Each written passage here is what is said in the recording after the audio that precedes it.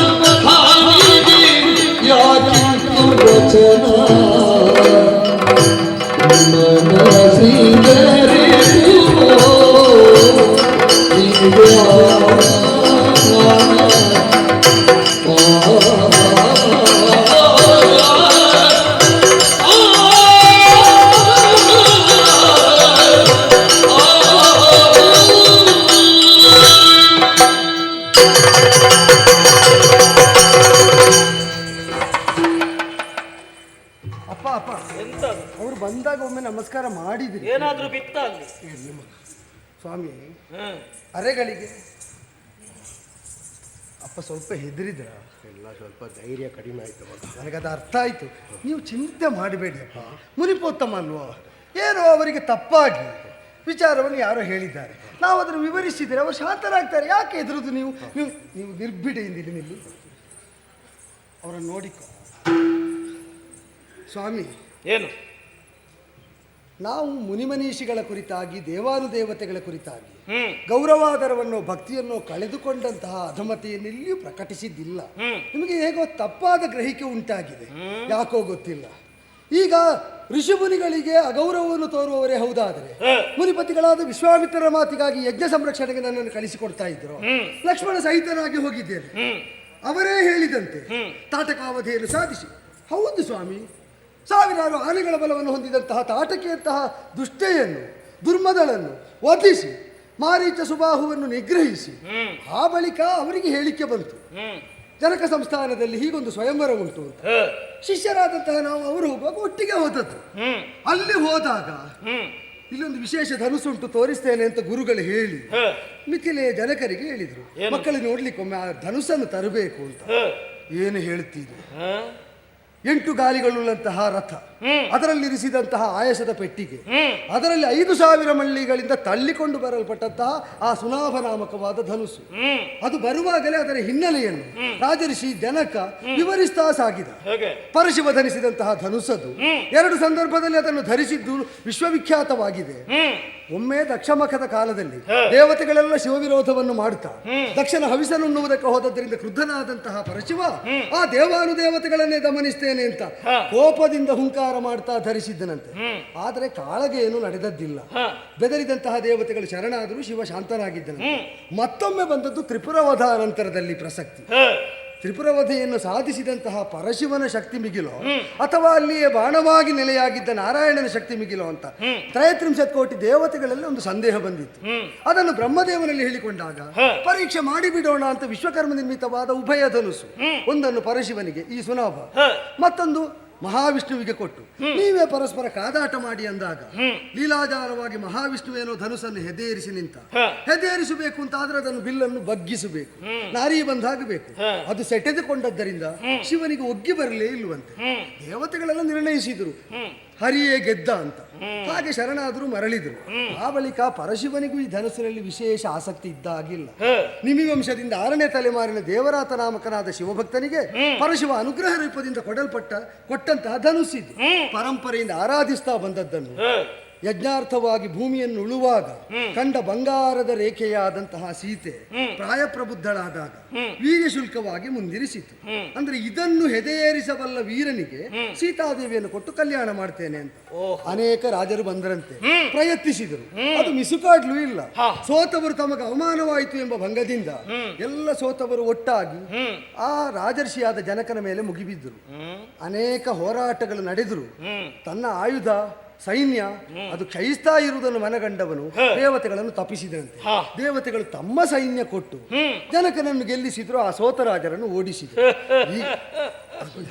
ಅವರಿಗೆ ಸಮಾಧಾನ ಆಯಿತು. ಅಂದರೆ ಅದು ನಿಜವಾಗಿ ಶಿವ ವಿರೋಧ ಮಾಡುವುದಿದ್ರೆ ದೇವತೆಗಳೇ ಅವರ ಪರವಾಗಿ ನಮ್ಮನ್ನು ವಿರೋಧಿಸ್ತಿದ್ರು. ಇಲ್ಲಿ ಹಾಗೇನೂ ಆಗಲಿಲ್ಲ. ಅಂಥದ್ದನ್ನು ನಾವು ನೋಡ್ಲಿಕ್ಕೆ ಅಂತ ತಂದಾಗ ನಾನು ಸರಿಯಾಗಿ ನೋಡಿದೆ. ನಾನು ನೋಡ್ತಾ ಇರುವಾಗ ಮುನಿಗಳು ಹೇಳಿದ್ರು, ನಮ್ಮ ಗುರುಗಳು ವಿಶ್ವಾಮಿತ್ರರು, ಹಾಗೆ ನೋಡಬೇಕಾಗಿಲ್ಲ, ತೆಗೆದೆತ್ತಿ ನೋಡಬಹುದು ಅಂತ. ತೆಗೆದೆತ್ತಿದೆ, ಕೈಗೆ ಬಂತು. ಹೇಗೆ ಎತ್ತಿದ್ಯಲ್ಲ, ಹೆದೆಯರಿಸು ಅಂದ್ರು. ಹೆದೆಯರಿಸಬೇಕಾದ್ರೆ ನಾರಿ ಬಂದಾಗಬೇಕು, 2 ತುದಿಗಳನ್ನು ಬಾಗಿಸಬೇಕು. ಅದಕ್ಕಾಗಿ ಕೆಳ ತುದಿಯನ್ನು ಮೆಟ್ಟಿ ಹಿಡಿದು ಮೇಲಿನ ತುದಿಗೆ ಬಂಧಿಸಿದ ಹಗ್ಗವನ್ನು ಹಿಡಿದು ಎಳೆಯುವಾಗ ಮಧ್ಯದಿಂದ ತುಂಡ.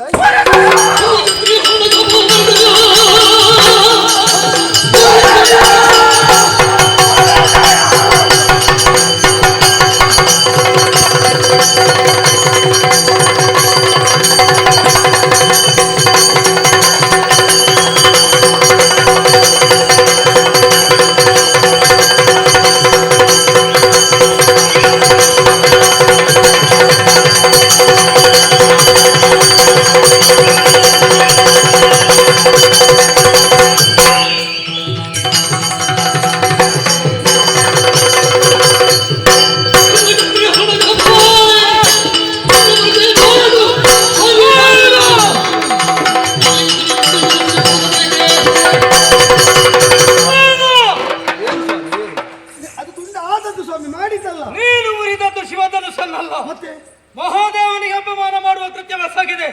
ನಾನು ನಿಮಗೆಲ್ಲ ಹೆಣ್ಣು ಸಿಗುತ್ತದೆ ಅಂತ ಆದ್ರೆ ದೇವರ ಬಿಲ್ಲನ್ನು ಕೂಡ ಮುರಿಯುವುದಕ್ಕಾಗುತ್ತದಲ್ವಾ? ಸ್ವಾಮಿ, ನೀವೇ ಪರಾಮರಿಸಿ. ಈಗ ದೈವದ್ರೋಹಕರವಾದ ಕೃತ್ಯ ಮಾಡಿದೆ, ಬದುಕಿನಲ್ಲಿ ಕಲ್ಯಾಣ ಆಗುವುದಿಲ್ಲ ಅಂತ ಶ್ರದ್ಧೆ ಅಲ್ವಾ? ಈಗ ನಮ್ಮ ಬದುಕಿನಲ್ಲಿ ನೋಡಿ 4 ಕಲ್ಯಾಣ ಒಟ್ಟಿಗೆ ಆಗಿದೆ, ಜೊತೆ ಇಲ್ಲೇ ಇದ್ದೇವೆ. ಈಗ ದೈವದ್ರೋಹ ಮಾಡಿದ್ರೆ ಹೀಗಾಗ್ತದ? ಮದುವೆ ಆಯ್ತಾ? ಆಯ್ತಲ್ಲ ಸ್ವಾಮಿ. ಬಿಟ್ರು ನೀನು ಮಾಡಿದ ಅಪರಾಧ ಒಂದಲ್ಲ ಎರಡಲ್ಲ, ಸಾಲು ಹೇಳಬಲ್ಲೆ ನಾನು. ಇದೇ ಅಪರಾಧ ಅಲ್ಲ, ಮತ್ತೆ ಬೇರೆ ಏನು ಅಪರಾಧ? ಕಾಡಿನಲ್ಲಿ ಸಂಚರಿಸುವಂತಹ ಕಾಲಕ್ಕೆ ಹೌದು ತಾಟಕ್ಕೆ ಸಿಕ್ಕಿದ್ಲ? ಹೌದು. ಸ್ತ್ರೀ ಶಿಕ್ಷಾರ್ಹಳೆ ಹೊರತು ಅರ್ಹಳಲ್ಲ. ಖಂಡಿತ ಹೌದು. ಹೆಣ್ಣು ಎನ್ನುವ ವಿಚಾರವನ್ನು ಗೊತ್ತಿದ್ರು ಕೂಡ ತಾಟಕಿಯನ್ನು ಯಾಕೆ ಕೊಂದೆ ನೀನು? ಅವಳು ರಾಕ್ಷಸಿ ಆದ್ರಿಂದ. ಮಾತಿಗೆ ಮಾತು ನಿನ್ನದು. ನೀವು ಕೇಳಿದ್ರೆ ಉತ್ತರ ಹೇಳಿ. ಸಾಮಾನ್ಯ ಕ್ಷತ್ರಿಯರನ್ನು ಬಿಟ್ಟವ ನಾನಲ್ಲ. ಗುರುದ್ರೋಹ ಮಾಡಿದ ನಿನ್ನ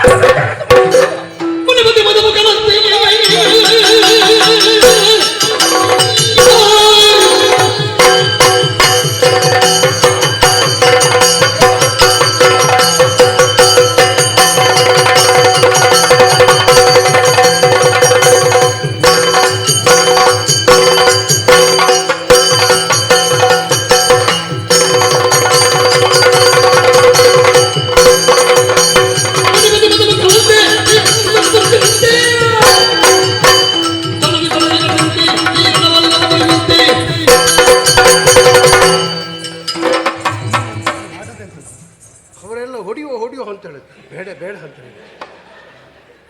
ಆಗಲೇ ಬೇರೆ ಕ್ಷತ್ರಿಯಾಧಮ ಅಂತ ಬಂದಾಗ ಹೇಳಿದಾಗಲೇ ನಾನು ಮಾರುತ್ತರ ಕೊಡುವವ, ದೊಡ್ಡವರು ಬೇಡ ಅಂದ್ರೆ ಕೆಲವರಿಗೆ ಆ ಕ್ಷಣದಲ್ಲೇ ಕೊಡಬೇಕಾದಾಗೆ ಕೊಡದಿದ್ದರೆ ಮತ್ತೆ ಎಷ್ಟು ಉತ್ತರ ಕೊಟ್ಟರು ಪ್ರಯೋಜನ ಇಲ್ಲಪ್ಪ. ಈಗ ನೋಡಿ, ಮಾಡಿದ್ದೆಲ್ಲ ತಪ್ಪು ಅಂತ ಹೇಳ್ತಾರೆ. ಏನಾದರೂ ಹೇಳ್ತೀರಾ? ನಾನು ಹೇಳಿಯ ಇವತ್ತು ನೀನೇ ಇವರದ್ದು ಕೇಳಿದರೆ ನಿನ್ನೆ ಇವರೇ ಹೇಳಿದಾಗ ಮಾತಾಡ್ತಾರೆ. ಮತ್ತೆ ನೀವು ತಡಿಬಾರ್ದು ಸ್ವಾಮಿ. ಏನು ಮಾಡಿದ್ದೆಲ್ಲವನ್ನು ಆಕ್ಷೇಪ ಅಂತ ಹೇಳ್ತೀರಿ. ಕ್ಷತ್ರಿಯನಾಗಿ ನಾನು ಮಾಡಿದ ಕರ್ಮ ದುಷ್ಕರ್ಮವೇ ಹೌದು ಅಂತಾದ್ರೆ ಹಾ. ಪ್ರಶ್ನಿಸುವವರಲ್ಲಿ ಅವರ ವರ್ಣಕ್ಕೆ ನಿಷ್ಠೆ ಇರಬೇಕೋ ಬೇಡವೋ? ನಿಮ್ಮ ಬ್ರಾಹ್ಮಣ್ಯ ನಿಮ್ಮ ಎರಡು ಕೈಯಲ್ಲಿ ಕಾಣ್ತಾ ಉಂಟು. ಯಾಕೆ ಆಯುಧ ಹಿಡಿದಿದ್ದಾನೆ ಎನ್ನುವುದನ್ನು ಯೋಚನೆ ಮಾಡಿ ಮಾತಾಡು. ಅದೇ ಹೌದು ಅಂತಾದ್ರೆ ಈಗ ನಾನು ಮುರಿದದ್ದು ಯಾಕೆ ಅಂತ ನೀವು ಯೋಚನೆ ಮಾಡಿ ಮಾತಾಡಬೇಕು.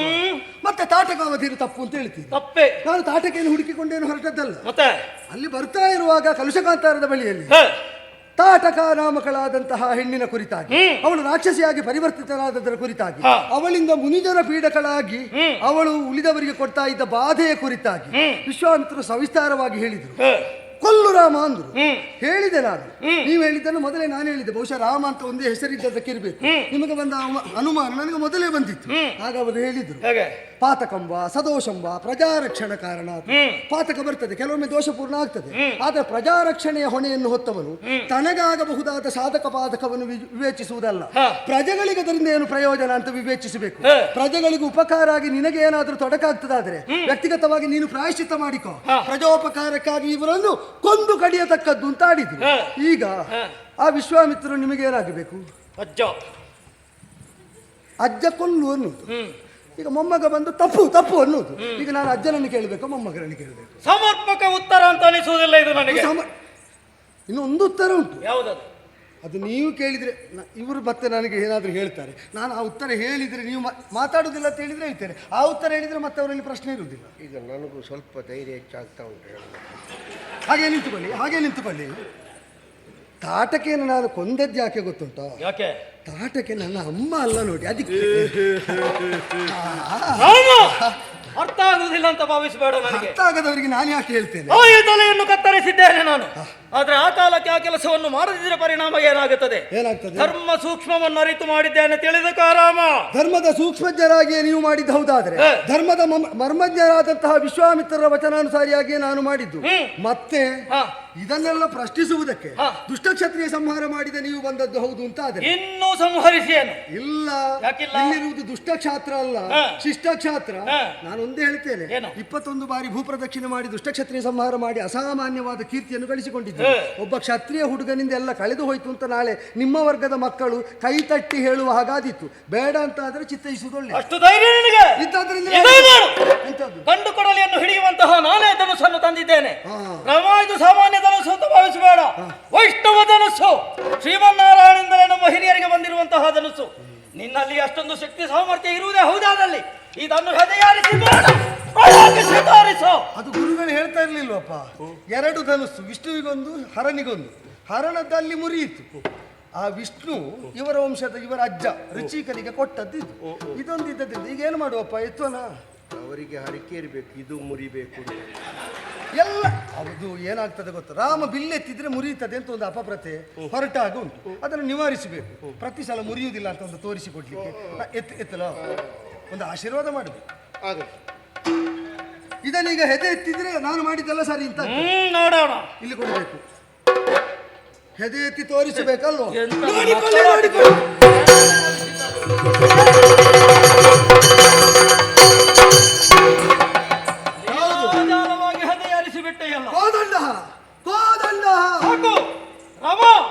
ನಾನು ಸೋತೆ ರಾಮ.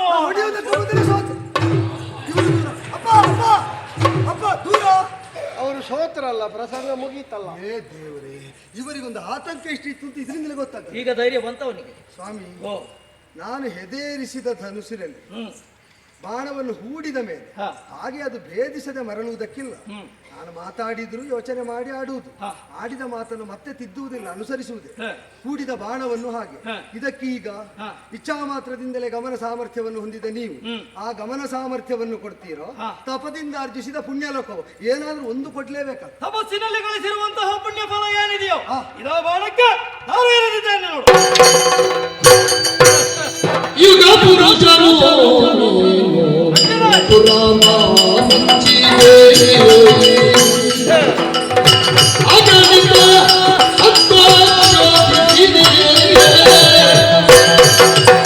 ಹಾಗೆ ಹರದಿಂದ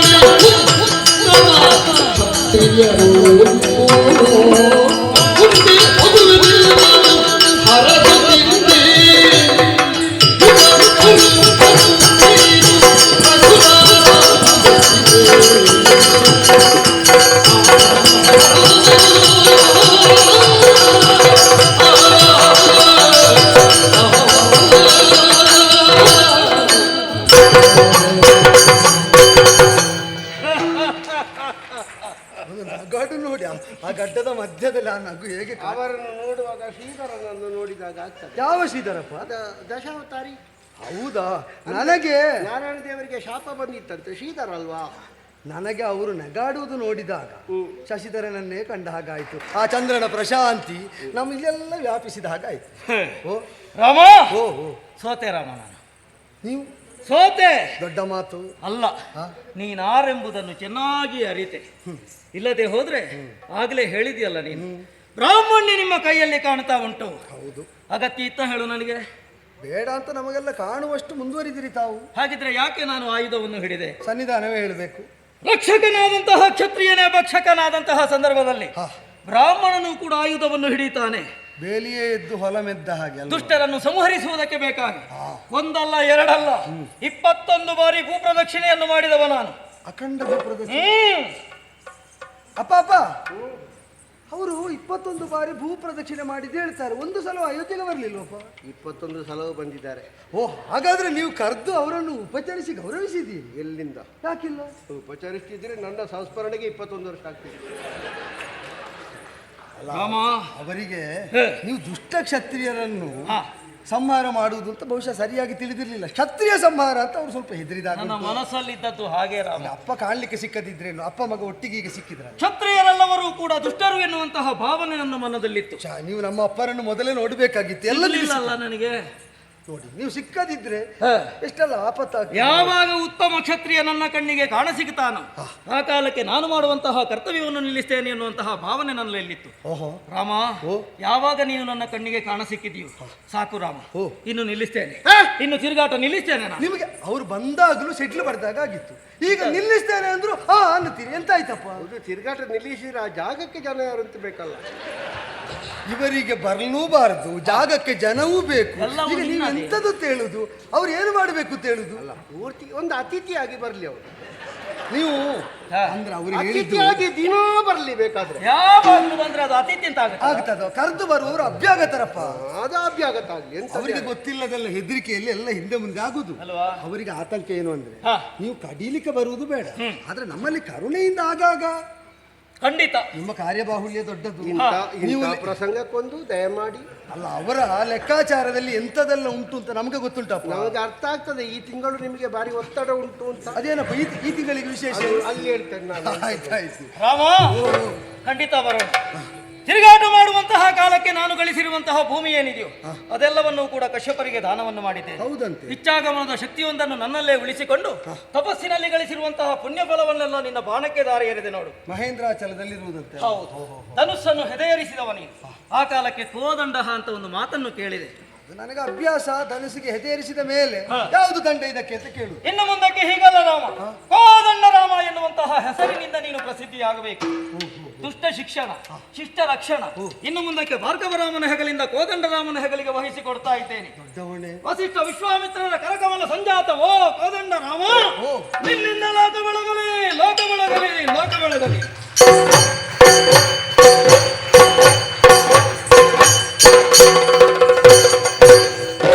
ಅವರು ಹೋಗಿ ಆಯ್ತು, ನೀವೆಂತದ ಅವರ ಹಿಂದೆ ಹೋಗಿ. ಅವರು ಕೆಲವು ಸಲ ಆಚೆಯಿಂದ ಹೋದ್ರೆ ಈಚೆಯಿಂದ ಬರ್ತಾರೆ. ಅಪ್ಪ, ಅದು ಆಚೆಯಿಂದ ಬರುವಾಗ ನೀವು ಸಿಕ್ಕದಿದ್ರೆ ನಿಮ್ಮನ್ನು ಹುಡುಕಿಕೊಂಡು ಮತ್ತೆ ಈ ಕಡೆಯಿಂದ ಬರುವುದು. ಈ ಸಲ ನೀವು ನಾನು ಒಟ್ಟಿಗೆ ಸಿಕ್ಕಿ ಆಯ್ತಲ್ಲ, ಸಂತೃಪ್ತಿಯಿಂದ ಹೋಗಿದ್ದಾರೆ. ಇನ್ನು ಬರುವುದಿದ್ರೆ ಹೇಳಿ ಕಳಿಸಿಯೇ ಬರ್ತಾರೆ. ಈಗ ಹೋಗುವಾಗ ಆಶೀರ್ವಾದ ಮಾತ್ರ ಮಾಡಿದ್ದಲ್ಲ, ಒಂದು ಹೊಸ ಹೆಸರು ಕೊಟ್ಟರು, ಕೋದಂಡರಾಮ. ಹೇಗುಂಟಪ್ಪ ಹೆಸರು? ಇನ್ನು ನಮ್ಮ ತಿರುಗಾಟಕ್ಕೆ ಕೋದಂಡರಾಮ ಕೃಪಾ ಪೋಷಿತ. ಅಲ್ಲ, ಹೆಸರು ಹೇಗೂ ಇಡಬಹುದು. ಹೆಸರು ಹೇಗಿಟ್ಟು ತಿರುಗಾಟ ಮಾಡುವುದು ನಾವೇ. ಸಂಚಾಲನೆ ಯಾರದ್ದು ಅಂತ ನನಗೆಲ್ಲ ಆಗ್ತದೆ. ಆ ಬೀಗದ ಕೈ ಒಂದು ನನ್ನಲ್ಲಿ ಬೇಡ ಮಗ. ಅದು ಇಷ್ಟವರೆಗೂ ನೀವು ಇಟ್ಟುಕೊಂಡದ್ದಿಲ್ಲ. ನೀವು ಯಾರ್ಯಾರ ಕೈಯಲ್ಲಿ ಅದನ್ನು ಕೊಟ್ಟೆ ನಿಮ್ಮ ವ್ಯವಹಾರ ಎಲ್ಲ ಮಾಡಿದ್ದು. ಈ ಸಲ ಅದಕ್ಕೆ ಜನ ಸಿಕ್ಕದಿರ್ಲಿಕ್ಕಿಲ್ಲ. ಅವರಲ್ಲಿ ಕೊಡು, ಅವರಲ್ಲಿ ಒಪ್ಪಿದ್ರೆ ಆದೀತು. ನಾವು ಹೋಗುವ, ಈಗ ಮುಂದೆ ಹೋಗುವ.